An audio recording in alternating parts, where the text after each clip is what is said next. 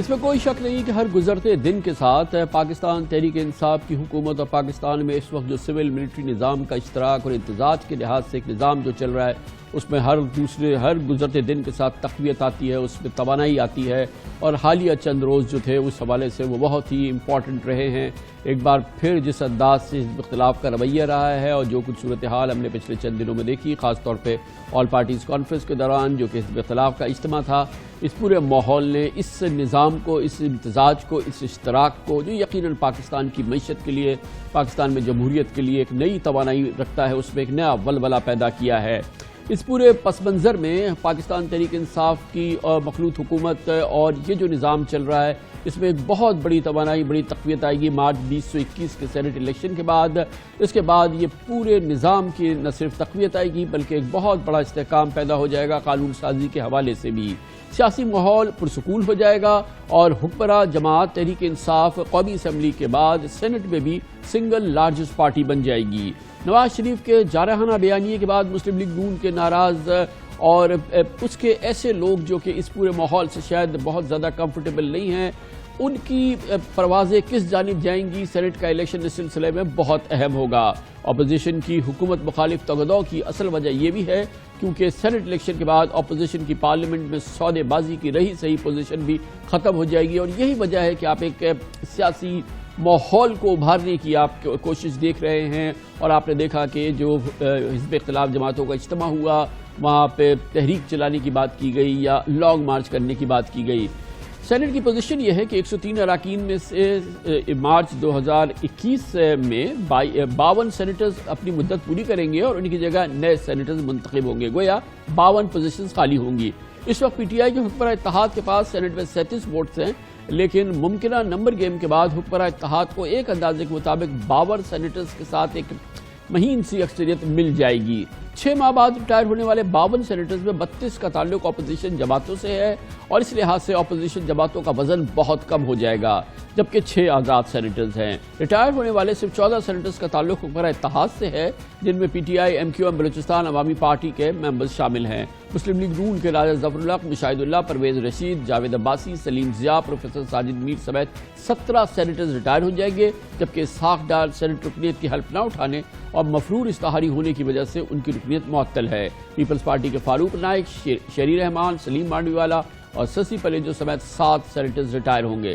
مارچ 2021 کے بعد پارلیمنٹ میں اپوزیشن کی ممکنہ صورتحال کا نقشہ وفاقی وزیر ریلوے شیخ رشید احمد نے بڑی خوبصورتی سے کھینچا۔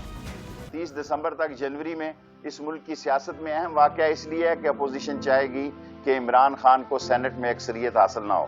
اگر عمران خان کو سینٹ میں اکثریت جو کہ یقینی ہے کہ انشاءاللہ حاصل ہوگی تو پھر یہ ڈیبیٹنگ کلب رہ جائیں گے، یہ آ کے تقریر کیا کریں گے، چلے جائیں گے۔ ابھی تک ان کا ایک ہی بوجھ ہے کہ سینٹ سے ہم پاس نہیں کروا سکتے، ان کی اکثریت ہے۔ مارچ میں عمران خان کی سینٹ میں اکثریت ہو جائے گی، سو قومی اسمبلی سے بل نکلے گا، اس کمرے سے اس کمرے میں پاس ہو جائے گا۔ ابھی تو منی لانڈرنگ کا ایک بل پاس ہوا ہے۔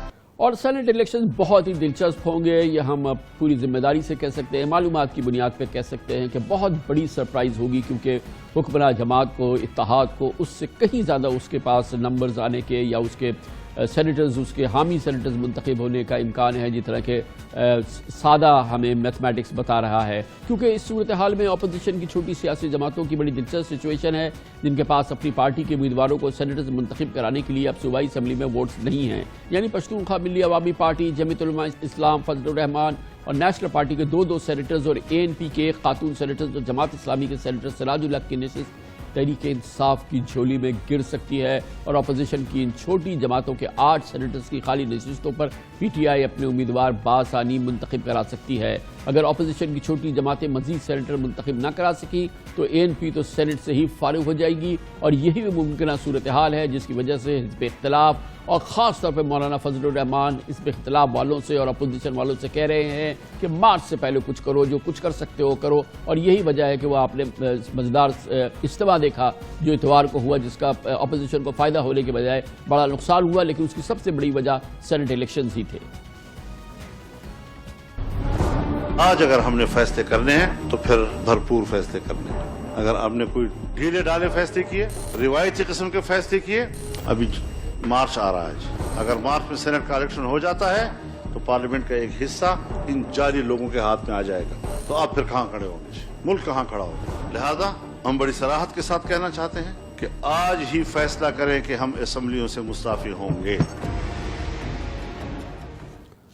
ये तो है हिज़्ब इख्तिलाफ का, अपोजिशन का नुक्ता नज़र, जो हम एक ऑब्जर्वर की हैसियत से इस पूरे माहौल की इंटरप्रिटेशन कर रहे थे, वो हमने आपके सामने रखा। देखते हैं हुकूमत और पाकिस्तान तहरीक-ए-इंसाफ PTI इस सिलसिले में क्या राय रखती है, ये हमें बताएंगे। हमारे साथ मौजूद हैं वज़ीर-ए-आज़म जनाब इमरान खान की काबीना के बहुत ही मुतहर्रिक रुकन हैं, वफाकी वज़ीर साइंस एंड टेक्नोलॉजी जनाब फवाद चौधरी। बहुत बहुत शुक्रिया फवाद चौधरी साहब।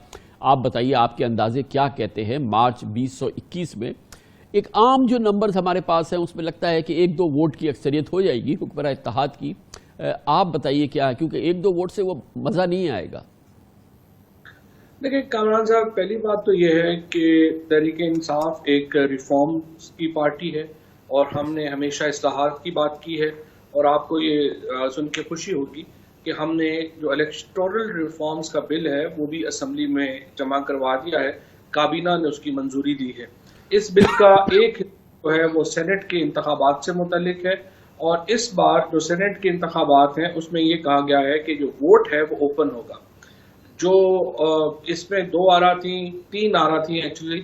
एक रियायत ये थी कि सेनेट का वोट जो है जिस तरह से खवातीन की नशिस्तों के ऊपर तकसीम होती है उस तरह से पार्टीज में तकसीम कर दिया जाए। दूसरी राय थी कि इसका शो ऑफ हैंड से वोट हो, और तीसरी राय ये थी कि नहीं, वोट का प्रोसेस वही रहे लेकिन वोट जो है वो ओपन होना चाहिए, यानी जो मेंबरान असेंबली वोट देंगे उनकी जो वोट है वो छुपी हुई नहीं होगी, जाहिर होगी। तो इसका मतलब यह है कि सेनेट के इलेक्शन में कम से कम हमारी कोशिश ये है कि बिल्कुल धांधली ना हो और जो लोग वोट दें वो सबके सामने। तो इससे फायदा क्या होगा? ये इखलाकी पस मंजर में और इखलाकी लिहाज से तो ये एक बहुत अच्छी पेशरफ्त है। सियासी फायदा होगा इससे आपको? जी बिल्कुल, सियासी फायदा जो है ना जी, वो इखलाक से जुड़ा हुआ है। कोई सियासत इखलाक से अगर आ रही होती है तो वो सियासत फिर मुस्लिम लीग नून की या पीपल्स पार्टी की या JUI की सियासत बन जाती है, और PTI की जो असल तुर्रा इम्तियाज रहा है इस सियासत में अब तक, और इमरान खान को जो लोग अपना लीडर मानते हैं, और उसकी एक बहुत बड़ी वजह यह है कि हमने कोशिश की है कि एक मॉरल पॉलिटिक्स की जाए, और ये जो इस्लाहात हैं ये भी उसी तरफ एक कदम है जो कि हमारी हमेशा से पॉलिसी रही है। जहां तक सियासी तौर पर बात है तो जिस तरह से आपने शुरू में बड़ा तफसील किया दिया, इसमें जो इस वक्त जो नंबर है वो मेरा ख्याल है कि हम आराम से 52 के ऊपर जो है वो पहुंच जाएंगे, जो कि एक अक्सरियत जो है वो होगी। और इसके साथ जो बाकी आज़ाद अरकान और छोटी कई पार्टियां जो बाद में हमारा साथ देने का फैसला करेंगी, तो मुझे ये लगता है कि पीपल्स पार्टी और PMLN के मुकाबले में बहुत ही कंफर्टेबल अच्छा, क्या जरा हमारे एक आम पाकिस्तानी को समझाइए इससे फायदा क्या होगा? इससे फायदा देखिए ना, सबसे इम्पोर्टेंट बात ये होती है कि कोई भी जो लेजिस्लेशन है वो ऐवान के दोनों ऐवानों ने पास करनी होती है, और फिर सदर ममलिकत ने। जो हमारी पार्लियामेंट है आइन के तहत वो 3 हिस्सों के ऊपर मुश्तमिल है, यानी सदर ममलिकत और 2 ऐवान। अब सदर ममलिकत जो है वो PTI के हैं और नेशनल असेंबली में PTI की अक्सरियत है, लेकिन सेनेट में हमारी अक्सरियत नहीं थी, जिसकी वजह से अक्सर जो लेजिस्लेशन है वो रुक जाती है। अगर हमारी पार्लियामेंट में अक्सरियत हो जाता है, अगर हमें पार्लियामेंट में अक्सरियत चाहिए तो फिर इसका मतलब है हमें सेनेट में अक्सरियत चाहिए।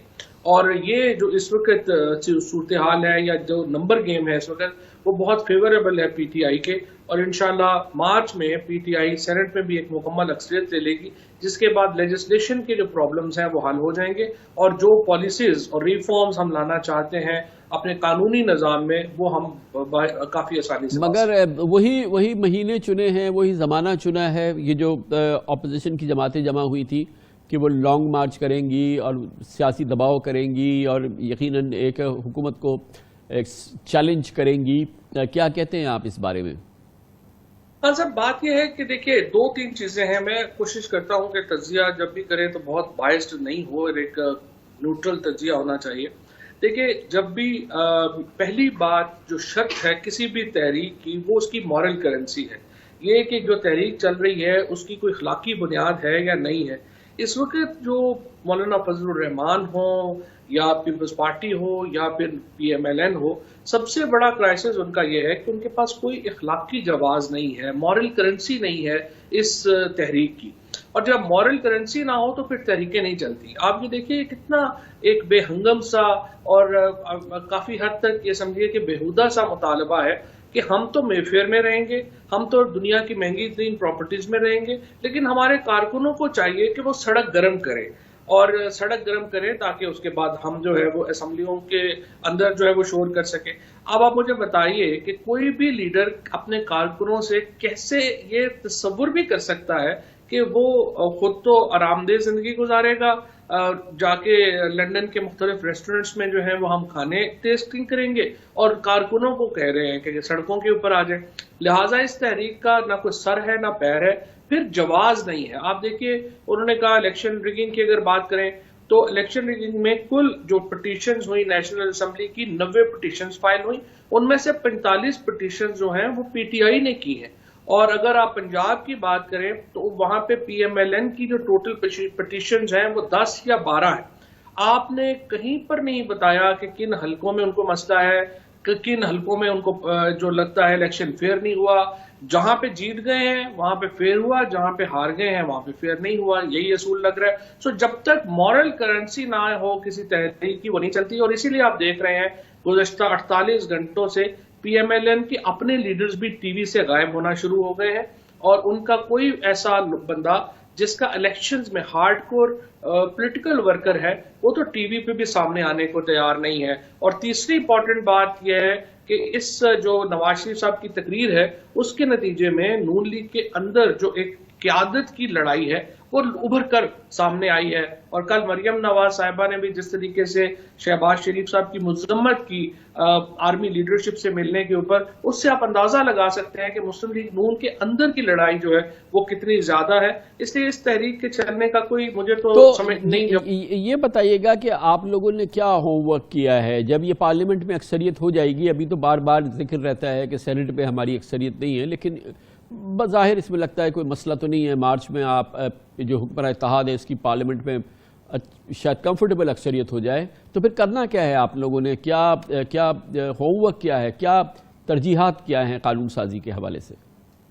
देखिए मेरी नज़र में जो हमें अभी तक प्राइम मिनिस्टर साहब का जो मामलात के ऊपर बड़ा एम्फेसिस रहा है, एक तो लीगल रिफॉर्म्स के ऊपर, और हम समझते हैं कि पाकिस्तान में जो निज़ाम इंसाफ है उसके अंदर बड़ी तब्दीलियों की ज़रूरत है और इसके ऊपर जो बड़ा बिल हैं वो हम लाना चाहते हैं।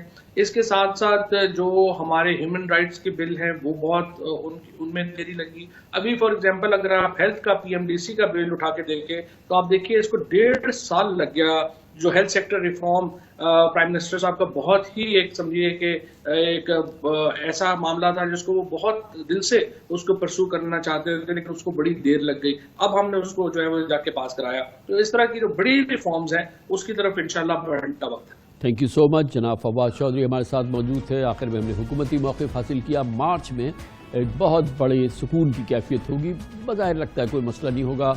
हुक्मरान इत्तेहाद इमरान खान हुकूमत और उसके इत्तेहादियों की सेनेट में भी अक्सरियत हो जाएगी। इसके साथ ही हमारे